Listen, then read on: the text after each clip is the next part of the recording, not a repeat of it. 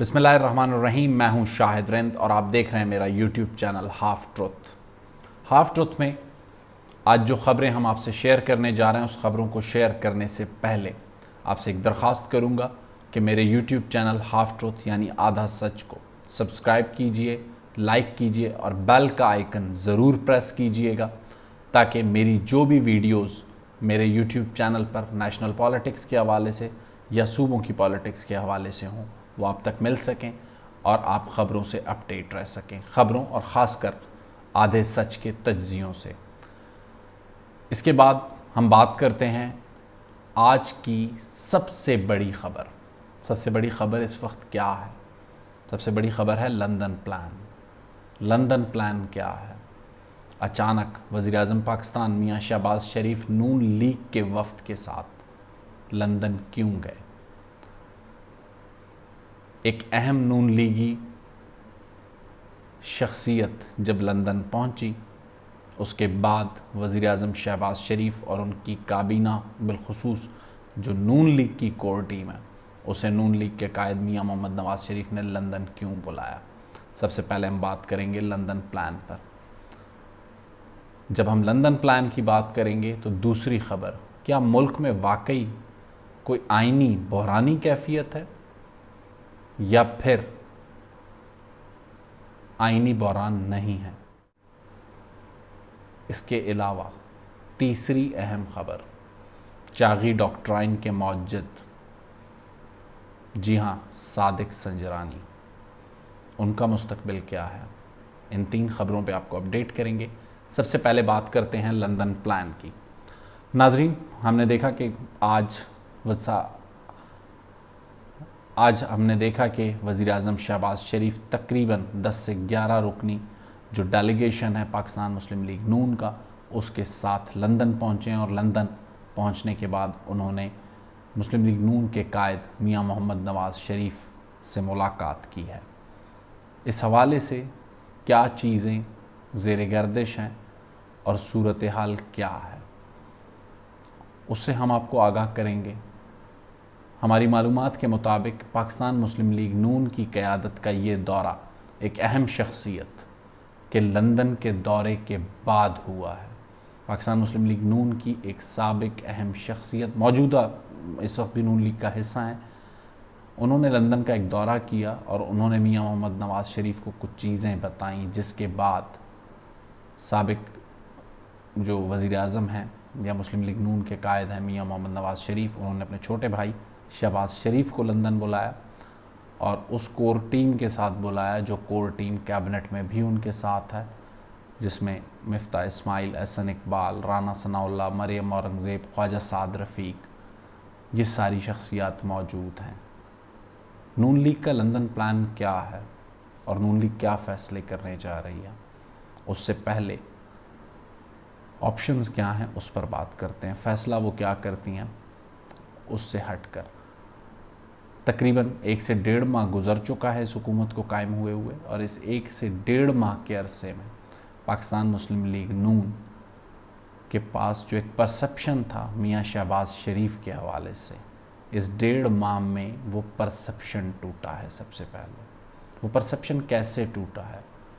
1.5 महीने में ना तो पॉलिटिकल ब्लूप्रिंट मियां शहबाज शरीफ दे पाए हैं, ना इकोनॉमिक वायबिलिटी की, इकोनॉमिक स्टेबिलिटी की के लिए उनका ब्लूप्रिंट क्या है वो नहीं दे पाए।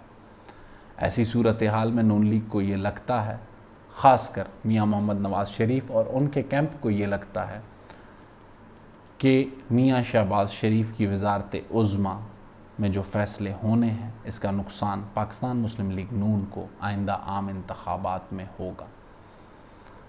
आइंदा आम इंतखाबात जब कभी भी हों, पाकिस्तान मुस्लिम लीग नून अगर इसी तरह काम करती रही जिस तरह इस वक्त कर रही है, तो इसका नुकसान पाकिस्तान पीपल्स पार्टी, जमीयत उलमा इस्लाम समेत छोटी कौम परस्त जमातों को हो या ना हो, नून लीग को ज़रूर होगा। जिसके बाद ये इंतहाई अहम मीटिंग लंदन में बुलाई गई है। अब नून लीग के पास ऑप्शंस क्या हैं? नून लीग की सूरत हाल ऐसी है कि नून लीग जिसे कहते हैं कि हम कह सकते हैं, एक जुमला कहा जाता है, रज़िया फंस गई गोंडों में। तो नून लीग के साथ कुछ ऐसा ही हुआ है। पाकिस्तान पीपल्स पार्टी के जो चेयरमैन हैं, शरीक चेयरमैन आसिफ अली जरदारी, वो इमरान खान की हुकूमत के ख़ात्मे के बाद जाके सिंध बैठ गए हैं। मौलाना फजलुर रहमान डेरा इस्माइल ख़ान चले गए हैं। सऊदी अरब और मुत्तहदा अरब इमारात से जो उम्मीदें थीं वो उम्मीदें बर नहीं आईं। वहाँ से मिलने वाला बेल आउट पैकेज IMF की डील से मशरूत हो चुका है। तो ऐसी सूरत हाल में IMF की डील को अगर फ़ाइनल करने की कोशिश पाकिस्तान मुस्लिम लीग ने उनकी हुकूमत करती है तो न सिर्फ बिजली के टैरिफ बढ़ाने पड़ेंगे बल्कि एक अंदाजे के मुताबिक पेट्रोल 50 रुपये महंगा करना पड़ेगा। तो क्या इसके असरात के लिए नून लीग तैयार है? अब नून लीग के पास ऑप्शंस क्या हैं? फौरी तौर पर असम्बली को डिज़ोल्व करना? नहीं, इस वक्त ये ऑप्शन मुस्लिम लीग नून ऑप्ट नहीं करना चाहती। पाकिस्तान मुस्लिम लीग नून के अंदर ये ख्वाहिश मौजूद है कि नवंबर में आर्मी चीफ की जो तब्दीली है उस फैसले का कंट्रोल उनके हाथ में हो। उसके लिए नून लीग इस वक्त दो ऑप्शंस पर, जी हाँ नाजरीन, दो ऑप्शंस पर गौर कर रही है। पहला ऑप्शन, मुमकिना तौर पर बजट क्या होना चाहिए, और अगर एक अच्छा बजट नहीं हो सकता तो बजट से पहले पहले असम्बलियों को डिज़ोल्व करे और फिर सितंबर के महीने में इंतखाबी मैदान में उतरे और उसके बाद अक्टूबर तक नई हुकूमत कायम करके नए आर्मी चीफ का फ़ैसला करे। क्या ये मुमकिन है? मेरी मालूमात के मुताबिक नून लीग की इस तजवीज़ को कोई पजीराई अभी तक फ़ैसला साज हलकों से नहीं मिली, क्योंकि इससे इमरान खान का जो बयानिया है उसे तक़वियत मिलेगी और ये नून लीग के लिए बड़ा मुश्किल होगा ख़ुद भी कि वो एक ऐसा नैरेटिव सेट करें जो साबिक़ वज़ीर-ए-आज़म इमरान खान को सपोर्ट करता हो। दूसरा ऑप्शन ये है कि नवंबर तक नून लीग खींचतान के सिस्टम को ले जाए और इस सिस्टम को खींचतान कर ले जाने के बाद नए आर्मी चीफ की तकर्री का फ़ैसला मौजूदा वज़ीर-ए-आज़म मियाँ शहबाज शरीफ करें और उसके बाद असम्बलियों को डिज़ोल्व कर दिया जाए और फिर नए इलेक्शन की तरफ जाया जाए। तो सर्दियों के मौसम और कुछ दीगर मसाइल की वजह से दूसरा ऑप्शन इंतखाबात के लिए है मार्च का। अब नून लीग इस वक्त इस कन्फ्यूजन से दो चार है कि उसे सितंबर में इंतखाबी बिगुल बजाना है या मार्च में। ये फ़ैसला करने की कोशिश करेगी नून लीग की क़यादत। और सबसे बड़ा मसला जो मेरी दूसरी स्टोरी थी, नून लीग जो भी फ़ैसला करती है सितंबर का करती है या मार्च का करती है, उसमें वो अकेली स्टेक होल्डर नहीं है, उसमें फ़ैसला साज इदारे भी स्टेक होल्डर हैं, उसमें आसिफ अली जरदारी भी स्टेक होल्डर हैं, उसमें मौलाना फजलुर रहमान भी स्टेक होल्डर हैं। फ़ैसले की हद तक तो मौलाना और जरदारी साहब स्टेक होल्डर हैं, लेकिन इस फ़ैसले के जो असरात होंगे इसका बार उठाने को ना जरदारी साहब तैयार होंगे ना मौलाना फजलुर रहमान। और यही वो मसला है जिसने नून लीग को लंदन में बैठक लगाने पर मजबूर किया है। लंदन से जो भी इत्तला आती है, ऑप्शंस मैंने आपके सामने रख दिए हैं कि कबल वक्त इंतखाबात सितंबर में हो या मार्च में, इस पर नून लीग गौर कर रही है।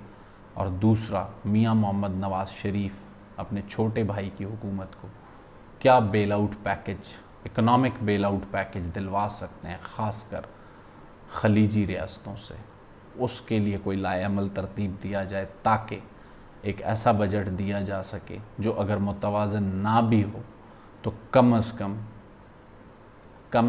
कम उसके असरात आम आदमी तक जाएं। उसके फ़वाइद ज़रूर आम आदमी तक जाएं, लेकिन उसके नुकसानात या असरात आम आदमी पर ना जाएं, ताकि अगला इलेक्शन नून लीग आराम से लड़ सके। ये है लंदन प्लान। इसके नतीजे का इंतज़ार है हमें। आइंदा चंद रोज़ में इसका नतीजा भी सामने आ जाएगा कि लंदन प्लान क्या था। दूसरी स्टोरी जो है जिस पर मैं आपसे बात करना चाहूँगा, क्या मुल्क में कोई आइनी बहरान है? क्योंकि सदर पाकिस्तान आरिफ अलवी ने पै दर पै गवर्नर की तब्दीली हो, वज़रा वज़ीर-ए-आज़म का हल्फ हो, उसमें जो इक़दामात उठाए हैं उससे एक ऐसा तासुर मिलता है कि जैसे मुल्क में कोई आइनी बहरान है। मैं इससे इत्तफ़ाक़ नहीं करता, मेरी मालूमात भी इससे मुख्तलिफ हैं। अगर गवर्नर की तकर्रियों के मामले पर सदर आरिफ अलवी ने समरी को रिजेक्ट किया है तो दूसरी समरी भेज कर अगर उसे भी वो रिजेक्ट कर देते हैं तो मेरा ख़्याल है आइन में उसकी वजाहत मौजूद है और 15 दिन बाद उसने अपनी जगह पे वैसे ही फ़ैसले ने हो जाना है, चाहे वो सदर उसकी मंजूरी दें या ना दें, क्योंकि सदर सिर्फ वज़ीर-ए-आज़म की एडवाइस पर मंजूरी देने के पाबंद हैं। तो जब आइन में उसका तरीक़ाकार 10 से 15 दिन की प्रैक्टिस में लिखा है तो उस मसले ने हल हो जाना है, कोई आइनी बहरान नहीं बनना। लेकिन जो सबसे बड़ा बहरान है पाकिस्तान के लिए वो आइनी इस वक्त नहीं है, वो माशी बहरान है। जब तक वर्ल्ड बैंक या IMF के साथ मामलात ठीक नहीं होते, मिडल ईस्ट या दोस्त ममालिक ख़ासकर चाइना से कोई बेल आउट पैकेज नहीं मिलता, मियाँ शहबाज शरीफ के लिए इस हुकूमत को चलाना बड़ा ही मुश्किल होगा। तो इस वक्त कोशिश ये है कि इकनॉमिक बहरान जो है उससे निकला जाए और हर गुज़रते दिन के साथ मियाँ शहबाज शरीफ की जो परफॉर्मेंस पंजाब की थी, जिसे बुनियाद बनाकर उन्हें बतौर प्राइम मिनिस्टर के कैंडिडेट कंसीडर किया जाता था, वो परफॉर्मेंस 1.5 माह से अभी तक नज़र नहीं आ रही और वो उस वक्त तक नज़र नहीं आएगी जब तक economic bail out package PMLN की गवर्नमेंट को या पाकिस्तान को नहीं मिलता। तो उस वक्त तक उनकी साख भी दाव पर लगी है और उनकी कोशिश है कि वो इस साख को जल्द अज जल्द बेहतर करें। तीसरी खबर, इंतहाई अहमियत की हामिल है ये तीसरी खबर, चेयरमैन सेनेट सादिक संजरानी जा रहे हैं या नहीं। नंबर गेम को देखते हैं तो सेनेट में number game is not supporting Sadiq Sanjrani. 64 का हुकूमती इत्तेहाद है, बल्कि हो सकता है अब ये तकरीबन 70 को भी टच कर सकता है। लेकिन उसके बावजूद भी सादिक संजरानी, जिन्हें मैं चाकी डॉक्ट्राइन का मौजद कहता हूँ, जिन्होंने इस डॉक्ट्राइन के ज़रिए चंद सालों में अपनी सियासत शुरू की 2008 से और 2022 में, इस वक्त वो चेयरमैन सेनेट हैं। इतनी जल्दी मुल्क के तीसरे बड़े आईनी ओहदे पर पहुंचने वाले सादिक संजरानी के पास ऐसा वो कौन सा हुनर है जिसके नतीजे में एक शॉर्ट टाइम की स्ट्रगल में वो मुल्क के तीसरे बड़े आईनी ओहदे पे बैठे। ना सिर्फ बैठे बल्कि बैठे हुए हैं, अक़लियत में होने के बावजूद बैठे हुए हैं।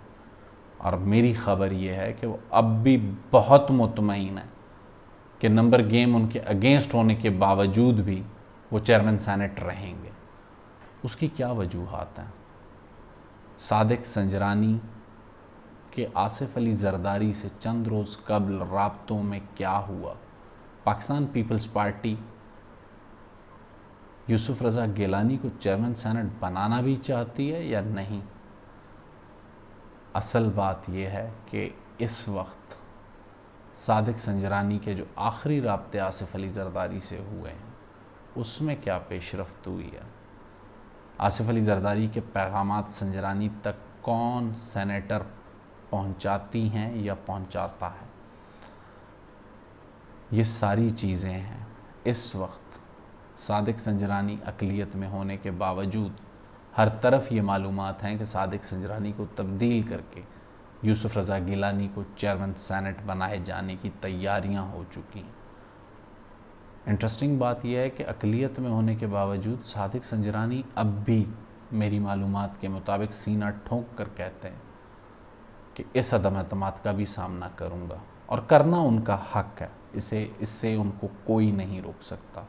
लेकिन मेरी मालूमात के मुताबिक अभी तक सादिक संजरानी के ख़िलाफ़ जो मूव है वो मैच्योर नहीं है। लाना चाहें तो किसी भी वक्त हुकूमती इत्तेहाद सादिक संजरानी को घर भेज सकता है, लेकिन मैच्योरिटी उस डील में नज़र नहीं आती। ये डील क्या है, किसकी किस से हुई है, किसने सादिक संजरानी को अब तक बचा रखा है? क्योंकि मुझे ख़बर की हद तक ये पता है कि सादिक संजरानी इस वक्त उतने पावरफुल नहीं है जितना आज से 1-1.5 साल कबल जब मीर हासिल ख़ान बिज़ंजो की सरबराही में उस वक्त की मुत्तहदा पोजीशन PDM की जमातों ने सादिक संजरानी के ख़िलाफ़ नो कॉन्फिडेंस मूव की, तो सादिक संजरानी उसे नाकाम बनाने में कामयाब हुए और चेयरमैन सेनेट रहे। फिर पिछला जो चेयरमैन सेनेट का इलेक्शन हुआ, यूसुफ रज़ा गिलानी को उन्होंने शिकस्त दी। तो ऐसा सादिक संजरानी के पास क्या है जिसकी वजह से 2 बार उन्होंने इम्पॉसिबल को पॉसिबल बनाया, और अब भी वो बड़े एतमाद के साथ कहते हैं कि मैं तैयार हूँ। तो ऐसी कौन सी चीज़ है जो इतने पुरएतमाद और बला के एतमाद के साथ सादिक संजरानी अपने चैम्बर में बैठे हुए हैं? इसका फ़ैसला होना रहता है। एक तासुर ये है कि सादिक संजरानी काफ़ी हद तक ये फ़ैसला हो चुका था कि उन्हें तब्दील कर दिया जाएगा। आसिफ अली जरदारी से 2 राब्तों के अलावा उनकी किस से गुफ्तगू हुई जिसकी बुनियाद पर वो सीना ठोंक कर ये कहते हैं कि मैं अगर अब भी अदम एतमाद आई तो उसका सामना करूँगा? कुछ तो है जिसकी पर्दादारी है। हाफ ट्रुथ के आज के एपिसोड के से मुझे शाहिद रंद को इजाज़त दीजिए। 3 खबरों पर मैंने अपनी राय आपके सामने रखी, ख़ासकर लंदन प्लान पर। आने वाले दिनों में हमारी नज़र होगी लंदन प्लान पर। जो पेशरफ्त होगी हम आपको आगाह करते रहेंगे। एक बार फिर आपसे दरख्वास्त करूँगा कि मेरे यूट्यूब चैनल हाफ ट्रुथ यानी आधा सच को सब्सक्राइब कीजिए, लाइक कीजिए और बेल का आइकन ज़रूर प्रेस कीजिएगा। अल्लाह हाफ़िज़।